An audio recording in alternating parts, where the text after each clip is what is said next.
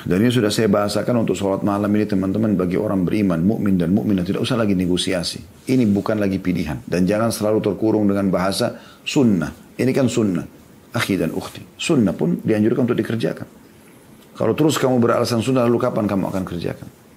Kapan kamu akan kerjakan? Allahu Rabbi wal Islamu dini wa Muhammadan Rasulullah. Kita akan melanjutkan bahasan buku kita, semoga Allah berkahi. Bedah buku kita Sahih At-Targhib Tarhib, dan kita masih dalam kitab Salat Sunnah. Serta kita masuk ke dalam hadis nomor 15 pada pertemuan ini insyaAllah. Dan hadisnya dari awal belajar 627. Saya akan langsung masuk saja, saya tidak mengulangi lagi hadis sebelumnya karena sudah lewat sekitar 10 menit dari pertemuan kita. Dari Sahl bin Sa'ad radhiyallahu anhu, beliau berkata, Jibril datang kepada Nabi SAW sambil bersabda, Ya Muhammad, ish ma syi'ta fa innaka mayyitun, wa'amal ma syi'ta fa innaka majziyun bihi, wa ahbib man syi'ta fa innaka mufarikuh, wa'alam anna syarafal mu'mini qiyamul lail, wa izzahu istighna'uhu 'anil nas. Wahai Muhammad, jadi Jibril AS datang dan berbicara kepada Nabi kita Muhammad SAW. Hiduplah sesukamu, tapi ingat, kamu pasti akan mati. Kemudian pesan yang kedua, beramallah sesukamu, tapi ingat, pasti kau akan dibalas karenanya. Yang ketiga, cintailah siapa yang kamu sukai, tapi ingat, kamu akan meninggalkannya. Yang keempat, ketahuilah bahwa kemuliaan orang mukmin ada pada qiyamul lail atau salat malamnya. Dan kehormatannya adalah rasa cukupnya dengan tidak meminta-minta kepada orang lain. Hadis ini diriwayatkan Tabarani dalam Mu'jamul Awsat dengan sanad hasan. Teman-teman sekalian, kita masih membahas sekali lagi dalam bab solat sunnah, dan saya ingatkan kembali fungsi daripada solat sunnah dan ibadah sunnah umumnya adalah menambah kekurangan-kekurangan ibadah wajib pada saat ditimbang amal hari kiamat. Nanti timbangan amal hari kiamat, kalaupun sudah sempurna amal wajibnya, maka dia akan berfungsi sebagai penambahan daripada timbangan amal nanti yang akan meninggikan derajat di surga tentunya. Itu di akhirat. Dan di dunia Allah subhanahu wa ta'ala akan mencintai hamba yang suka mendekatkan diri kepadanya dengan amal-amal sunnah. Ya.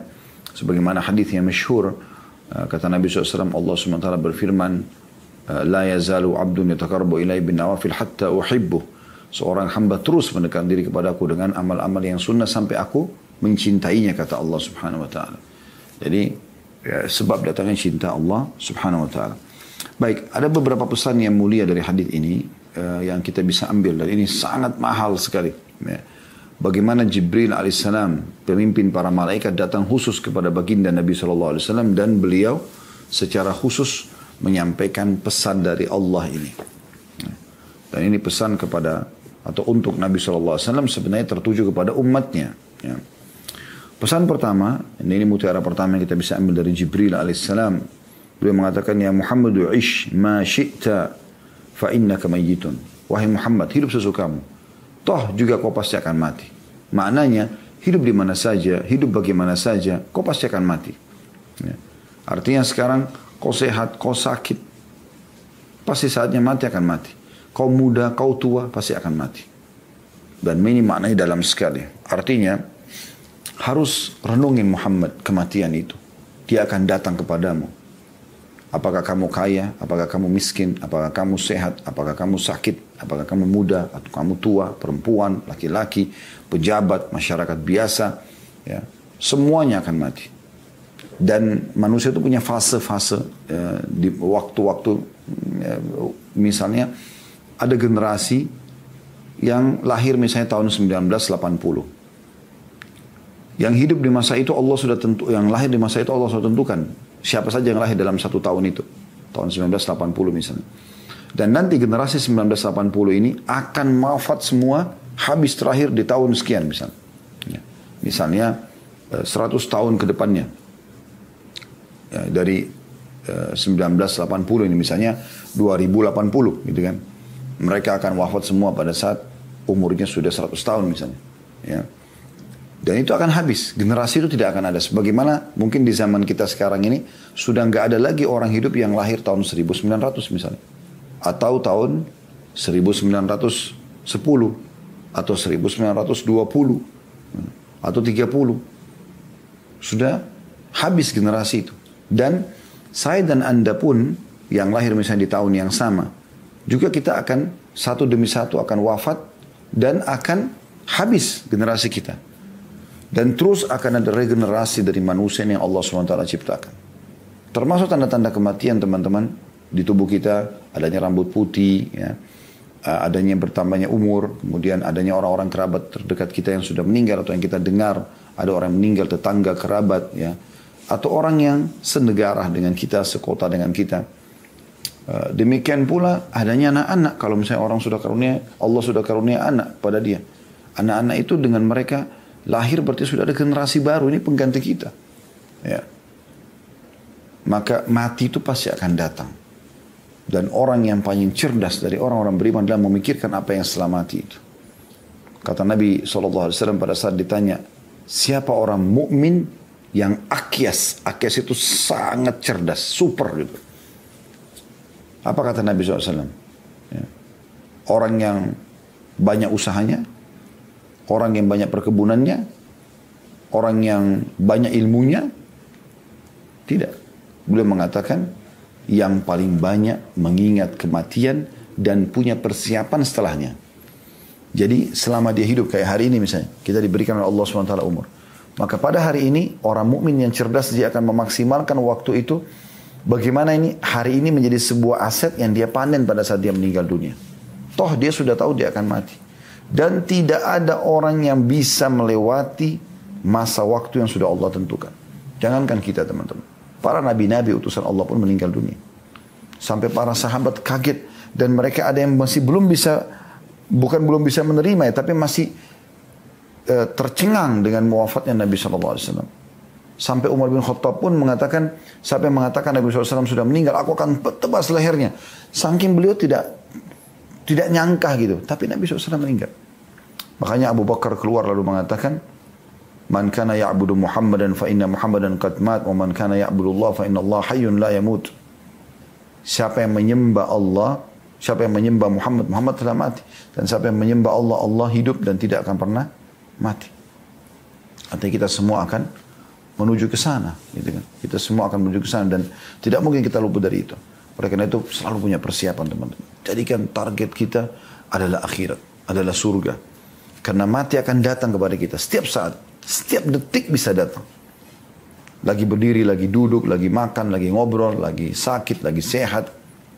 Muda, tua, anak-anak, semua bisa meninggal setiap saat.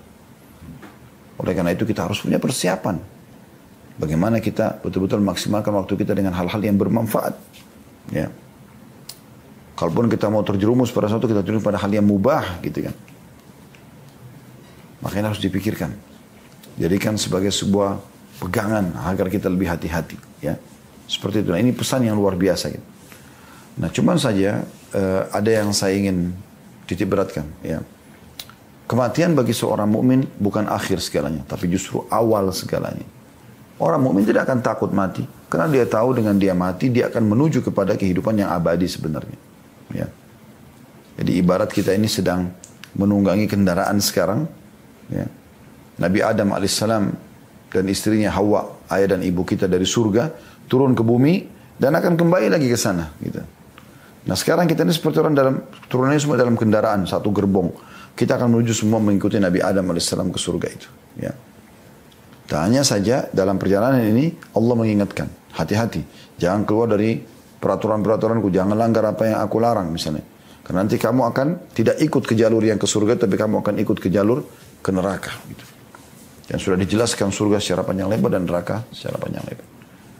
Makanya para sahabat kalau mereka mau meninggal, ya, maka teman-temannya datang dan mengatakan, berita gembira buat kamu. Kok orang mau mati dikatakan berita gembira? Karena kata teman-temannya, sebentar lagi kau akan bertemu dengan Allah, sebentar lagi kau akan menerima balasan terhadap apa yang kamu lakukan selama ini, misalnya amal-amal saleh gitu kan.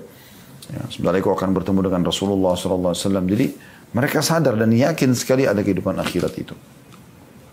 Begitu juga Bilal radhiyallahu anhu pada saat ditanya, bagaimana menurut anda tentang kematian? Beliau mengatakan, marhaban bil maut. Selamat datang kematian itu. Beliau menyambutnya. Karena beliau tahu itu adalah jalan yang terbaik menuju ke akhirat. Ya. Baik, pesan yang kedua, teman-teman sekalian. Pesan yang mulia juga. Wa'mal ma syi'ta fa'innaka majziyum bihi. Berbuatlah sesukamu. Toh juga kau akan menerima balasannya. Maknanya, kalau kau berbuat baik, kau akan dapat balasannya. Kau berbuat buruk, kau juga akan dapat balasannya. Itu jelas, nggak ada sesuatu yang berubah. Kata Allah SWT, walan tajida li sunnatillahi tabdila. Kalian tidak akan pernah menemukan perubahan dalam sistem Allah. Sebelum kita sudah banyak orang-orang saleh.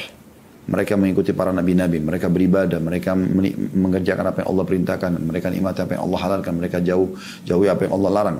Nah, pada saat mereka lakukan itu, mereka selamat bersama para nabi-nabi tersebut. Bahkan ada di antara sahabat Nabi Ridwanullah alim yang dijamin masuk surga. Dan Nabi SAW katakan, Abu Bakar di surga, Umar di surga, Utsman di surga.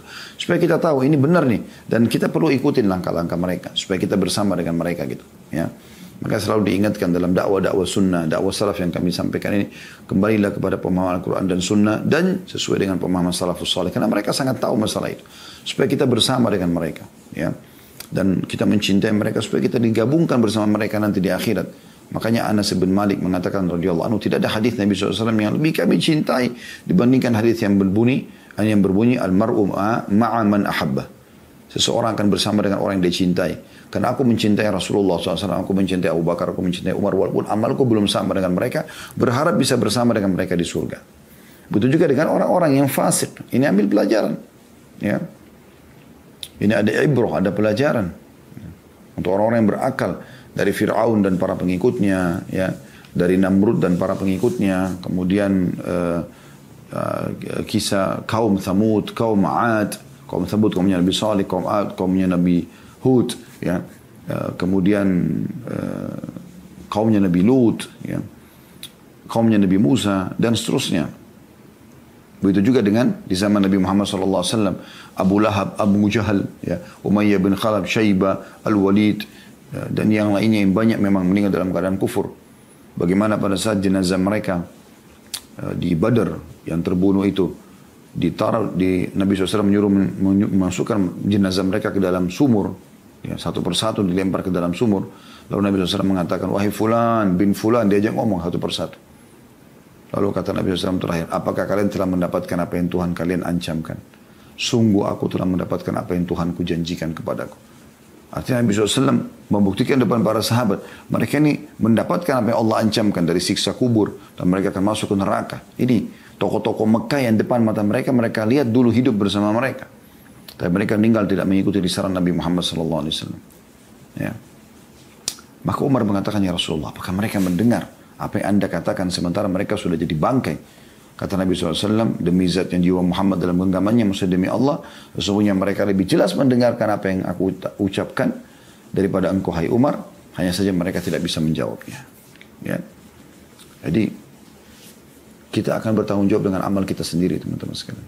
Subhanallah, amal-amal saleh itu, seperti jujur, amanah, tanggung jawab, bersedekah, jenguk orang sakit, bakti sama orang tua, apalah semua dari amal-amal saleh yang disebutkan, semua itu teman-teman memang secara fitrah pun disukai oleh manusia, kecuali orang yang buruk. Kalau orang yang baik secara umum suka dengan orang yang ramah, dermawan, orang yang jujur, orang yang amanah, orang yang suka membantu, ya, walaupun secara fisik. Kalau dari dermawan kan mungkin dengan secara harta, bakti sama orang tua, baik sama keluarga, dan seterusnya lah, baik sama orang-orang, orang suka. Dan kalau dia meninggal, orang akan mengatakan, oh si fulan itu begini dan begitu, disebutkan kebaikannya. Ya. Dan semua yang Allah larang, seperti misalnya bohong, menipu, mencuri, menggunjing, memfitnah, ya, memukul, membunuh, merampas, apalah semua, gitu kan. Semua itu Allah buat fitrahnya. Selain Allah memang benci, Allah berikan hukuman-hukuman yang berat, juga Allah buat manusia tidak suka. Tidak ada yang suka dibohongin, tidak ada yang suka ditipu, tidak ada yang suka dijahatin, kan begitu. Jadi kenapa kita tidak menjadi orang yang baik? Apa masalahnya? Di dunia kita bisa hidup bahagia, tentram, dihormati oleh manusia. Di akhirat juga kita akan mendapatkan yang terbaik. Maka hati-hati dengan amal, karena engkau akan bertanggung jawab sendiri, hai saudaraku. Jangan pernah terpengaruh dengan perkataan teman yang mengatakan, udah nggak apa-apa buat aja nanti saya yang tanggung. Itu nggak benar. Dia tanggung apa? Allah SWT mengatakan, wala taziru waziratun wizra ukhra. Nggak ada orang menanggung dosa orang lain. Jadi misalnya dia suruh temannya mencuri, lalu kemudian dia bilang nanti saya yang tanggung dosanya. Nggak bisa. Dia dapat yang mengeksekusi dapat dosa mencuri, yang menyuruh juga, yang memberikan hukum dapat juga dosa mencuri. Dua-duanya dihukum. Tidak ada yang luput dari hukuman. Ya. Kemudian juga kalau kita melakukan ibadah teman-teman, maksimalkan ibadah itu. Dalam sedekah maksimalkan, berikan yang terbaik. Anda yang belum berkurban hari ini, hari yang luar biasa, masih hari terakhir, hari tasyrik, maksimalkan. Kemudian juga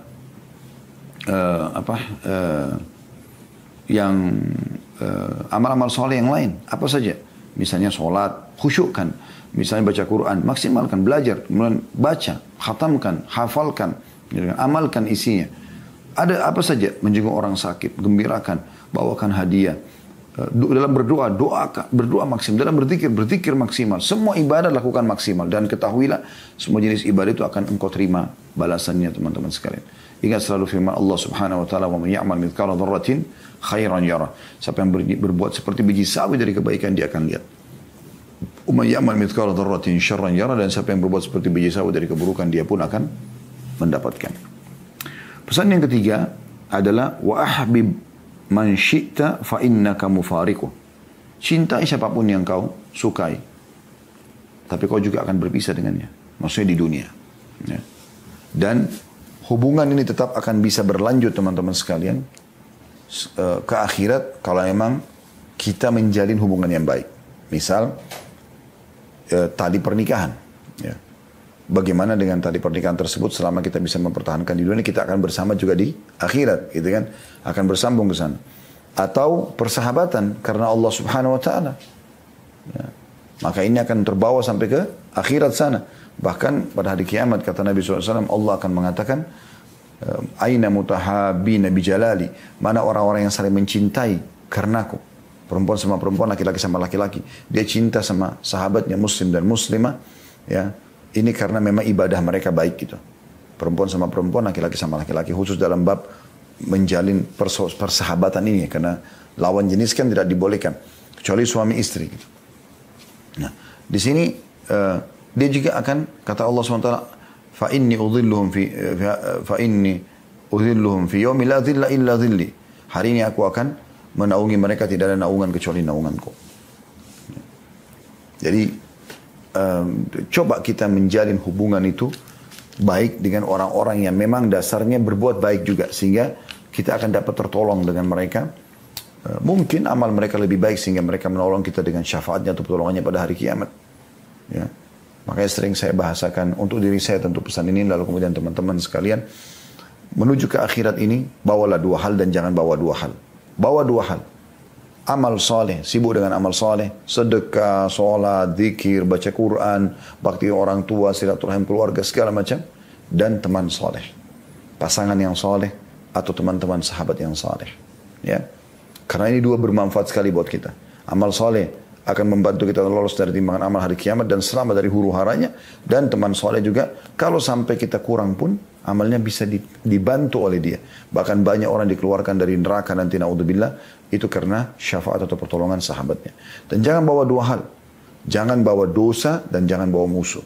Kalau ada dosa, istighfar dan tobat kepada Allah. Kalau ada musuh, ya berhenti. Jangan. Karena musuh misalnya kita sering gunjing orang, sering fitnah orang, jadi musuh. Hari kiamat dia akan menghabiskan pahala kita nanti. Lalu bagaimana kalau saya terzalimi Ustaz? Ya biarkan aja. Sabar. Anda akan panen pahalanya. Makanya seseorang salaf dulu pernah digibah, digunjing. Ya. Seingat saya ini Abdullah bin Mubarak rahimahullah. Digunjing, digibah, diceritain segala macam, dianggap aibnya. Padahal sebenarnya beliau tidak, ini seorang ulama tentunya. Yang insya Allah menjaga hubungannya kepada Allah Subhanahu wa ta'ala. Terbukti sampai sekarang banyak di antara dai dan ulama menyebutkan tentang nama dia. Harum setelah sekian ratus tahun pun meninggal dunia. Maka ada seseorang murid yang mengatakan, si fulan telah menceritakan Anda, menggibah Anda, menceritakan seakan-akan aib gitu. Kebetulan dia baru beli kurma yang sangat banyak dan bagus, termasuk mewah gitu dengan tangkai-tangkainya. Ini biasanya istimewa gitu ya. Kemudian dia bungkus, dia mengatakan pada muridnya, sampaikan, berikan kurma ini kepada orang tersebut dan sampaikan terima kasih karena dia telah berbagi pahala untuk saya. Begitu mereka memahami, dia tidak perlu pegal, tidak perlu sakit hati kalau orang berbuat jahat dengan kita. Justru kita melihat, oh ada sisi ini yang akan saya panen nanti pada hari kiamat. Kalaupun kita maafkan dia, ada pahalanya. Kalau kita mau tuntut pun nanti hari kiamat, kita akan bisa panen amal yang sudah dia kerjakan. Ya.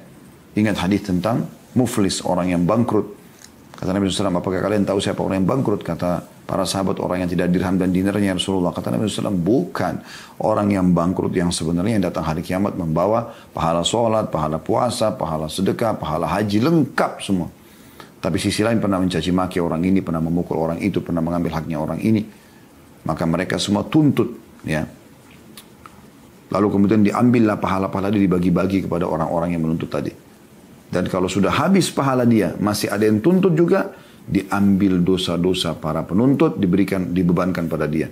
Maka dimasukkanlah dia ke dalam neraka lebih jauh dari jarak antara jarak timur dan barat. Artinya, habis semua amalnya yang dia kerjakan juga dipanen oleh orang lain, dan juga dosa orang lain justru dia yang dihukum. Ini semua kenapa? Karena hanya merusak, ya, dan mencari musuh pada hari kiamat. Wa na'udzubillah. Ya, jadi sabar saja. Allah SWT mengetahui apa yang sedang terjadi. Pesan yang keempat, wa'lam anna syarafal mu'min qiyamul lail. Ini saksi bahasan kita. Dan ketahuilah kemuliaan seseorang mukmin justru dinilai dari sholat malamnya, gitu kan? Karena enggak semua orang bangun sholat tahajud. Tapi kalau Allah gerakkan kita untuk bangun sholat, ini sebuah keutamaan tersendiri. Ya. Bahkan sebagian salaf rahimahumullah itu menjadikan tolak ukur kalau mereka terbangun sholat malam, berarti ada kebaikan yang pada diri mereka dan mereka jauh dari dosa. Tapi kapan mereka tertidur kebablasan, ya, berarti ada sesuatu, ada tanda tanya, ada apa nih? Kenapa kok kita terharamkan dari ibadah ini? Ya, seperti itu. Dan ini sudah saya bahasakan untuk sholat malam ini teman-teman, bagi orang beriman, mukmin dan mukminah tidak usah lagi negosiasi. Ini bukan lagi pilihan. Dan jangan selalu terkurung dengan bahasa sunnah. Ini kan sunnah. Akhi dan ukhti. Sunnah pun dianjurkan untuk dikerjakan. Kalau terus kamu beralasan sunnah, lalu kapan kamu akan kerjakan? Kapan kamu akan kerjakan? Ini perlu digarisbawahi. Saya berikan contoh pernah terjadi. Saya ingat betul itu. Saya pernah bicara sama seorang sahabat saya di Madinah. Waktu itu kami datang umroh Ramadan pada saat itu. Semoga Allah SWT mudahkan kita umroh kembali seperti awal normal semuanya. Dan Allah mudahkan insyaAllah. Saya sempat bilang sama dia untuk telepon-teleponan, kebetulan beliau penduduk Madinah. Setelah ngobrol tanya apa kabar, setelah salam dan apa kabar semuanya, terus saya katakan, akhi, saudaraku, apa namanya? Kenapa? Apa kamu sudah umroh? Dia bilang, belum. Saya bilang, kenapa, akhi? Kenapa antum tidak umroh Ramadan? Dia bilang, Mekah padat sekali. Terus saya mengatakan, subhanallah. Kalau Anda ini mau menunggu Mekah kosong, maka tidak akan pernah terjadi sampai hari kiamat. Itu saya bercanda sama dia, gitu kan. Saya juga tidak tahu kenapa saya ucapkan perkataan. Tapi saya pun ambil pelajaran, iya ya. Walaupun nasihat itu keluar dari lisan saya, tapi saya juga berpikir, iya. Kalau kita mau menunggu, misalnya ada Mekah kosong buat kita baru kita mau umroh sama haji, itu sulit. Atau ada satu pendongkrak yang sangat besar yang membuat akhirnya kita mau melakukan ibadah itu. Kalau tidak kita tidak lakukan, maka kapan kita mau melakukan ibadah itu? Contoh misalnya sholat di masjid, ya. Contoh misalnya bersedekah, contoh misalnya baca Quran. Sampai kapan nih kita mengatakan nanti, iya sih, mau. Terus sampai kapan? Nah, dalam ibadah sering kami bahasakan, paksakan teman-teman. Paksakan. Nggak bisa, kalau kita nggak paksakan nggak mungkin. Dan kapan Anda paksakan, dia seperti bola salju, nanti akan jadi makin membesar, makin terbiasa kita. Bahkan akhirnya ujungnya kita sudah tidak enak untuk tidak mengerjakannya. Ya. Termasuk sholat malam ini, biasakan. Berat awalnya, tapi lama-lama akan terbiasa dan akan baik insya Allah. Dan sudah kita sebutkan ya, keutamaan-keutamaan ini kan lanjutan dari sebelumnya. Anda kalau masih ingat, saya ingatkan kembali, bagaimana hadits nomor 625, urutan 13 dalam bab kita. Kita kan sedang membahas hadits nomor 15 ya. Yang berbunyi, dari Abu Hurairah radhiyallahu anhu bahwasanya Rasulullah sallallahu alaihi wasallam bersabda, rahimallahu rajulan qama min al-laili fa shalla wa aikadha imra'atahu. Semoga Allah merahmati ya seorang hamba laki-laki yang bangun malam kemudian dia sholat malam atau dia ingin sholat malam lalu dia bangunkan istrinya. Fa in abad nadhaha fi wajhihal ma, kalau istrinya nolak maka dia percikan air. Wa rahimallahu imra'atan qamat minal laili fa shallat wa aikadat zawjaha, dan semoga Allah merahmati seorang istri yang bangun di malam hari kemudian dia bangunkan suaminya. Fa in aba nadhahat fi wajhihil ma, kalau suaminya tolak maka dia percikan sedikit di wajahnya. Ini kan ada motivasi untuk sholat malam ya. Begitu juga dengan hadis nomor 14 dan dengan sanad sahih 626 dari awal kita belajar yang berbunyi kata Nabi SAW, idza aikadha ar-rajulu ahlahu min al-laili fa shallaya, kalau seorang laki-laki bangun di malam hari lalu dia bangunkan istrinya lalu keduanya salat ya, au shalla raka'ataini jami'an, atau mereka berdua mengerjakan walaupun cuma 2 rakaat, kutiba fi dzakirin wadz-dzakirat, akan dicatat mereka tercatat sebagai laki-laki dan perempuan yang banyak berzikir. Padahal sebenarnya cuma bangun ya sholat saja walaupun cuma 2 rakaat. Ini menandakan luar biasa teman-teman sekalian ya, luar biasa. Dan pesan yang terakhir dari Jibril alaihissalam kepada Nabi Muhammad sallallahu alaihi wasallam setelah beliau menitip pesankan yang pertama, ish ma syi'ta fa innaka mayyitun, hiduplah sesukamu hai Muhammad tentu juga kau akan mati, wa amal ma syi'ta fa innaka majziyun bihi, dan berbuatlah sesukamu sungguhnya kau akan dibalas sesuai dengan perbuatanmu. Yang ketiga, wa ahbib man syi'ta fa innaka mufariquh, cintailah siapapun yang kau sukai tentu kau juga akan berpisah dengannya. Kemudian yang keempat, wa'alam anna syarafal mu'min qiyamul lail, dan ketahuilah kemuliaan seorang mukmin dapat dinilai dari justru salat malamnya gitu kan.